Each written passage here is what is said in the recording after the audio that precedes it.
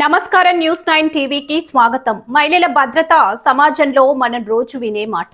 కానీ కొందరు మహిళల ప్రవర్తన చూస్తుంటే అసలు సమాజానికే వీరి నుంచి భద్రత కావాలేమో అనిపిస్తుంది.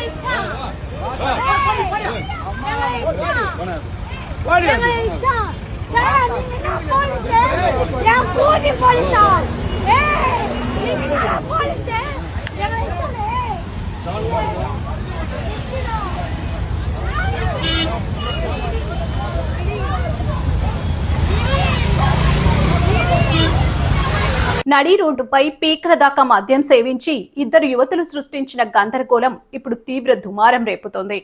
ఆగస్టు 24 మధ్యాహ్నం చెన్నైలోని పుజల్ కావంగరై సిగ్నల్ వద్ద ఈ షాకింగ్ ఘటన వెలుగు చూసింది. స్కూటర్పై కూర్చున్న ఇద్దరు యువతులు రోడ్డుపై వెళ్లే ప్రయాణికులపై విరుచుకుపడుతూ ట్రాఫిక్ ను పూర్తిగా స్తంభింపజేశారు. ముఖ్యంగా ఊదా రంగు దుస్తులు ధరించిన ఒక యువతి పక్కనే ట్రాఫిక్ పోలీసులు ఉన్నారన్న స్పృహ, వీడియో రికార్డు అవుతుందన్న భయం లేకుండా పచ్చి బూతు పురాణం అందుకుంది. ఈ విజువల్స్ చూస్తున్న ప్రతి ఒక్కరిని ఒకటే ప్రశ్న తొలుస్తుంది. అసలు వీళ్ళ పెంపకం ఎలాంటిది? ఇలాంటి వారి వల్ల తల్లిదండ్రులు తలదించుకునే పరిస్థితి రావడం నిజంగా సిగ్గుచేటు. ఇక్కడ అసలు ప్రశ్న ఏంటంటే, తప్పు చేసినప్పుడు చట్టం లింగభేదం చూడకూడదు కదా?